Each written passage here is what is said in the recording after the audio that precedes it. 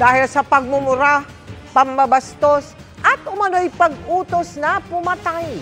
Hinaling sa korte ng ilang kaanak ng EJK victims at human rights group ang pagpapadisbar bilang abogado kay dating Pangulong Rodrigo Duterte.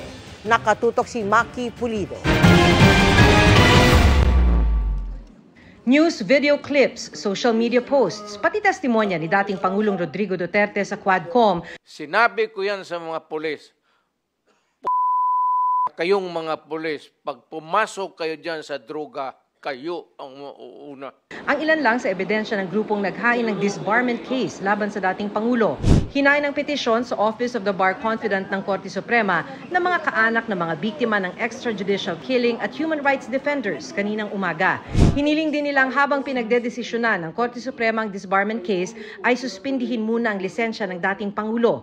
Na-trigger daw sila nang sabihin ng dating Pangulo na magiging abogado siya ng anak na si Vice President Sara sakaling magka-impeachment trial. Witness ang buong mamamayan dito. Nakita natin kung paano nagmura, nakita natin kung paano laitin ang mga kababaihan, kung paano i-shortcut ang proseso, kung paano ibaliwala ang proseso, kung paano pumatay ng tao ang taong ito. At wala po siyang karapatan na maging abogado po sa ating bansa. Dinuduraan ni Duterte ang propesyon ng abogasya.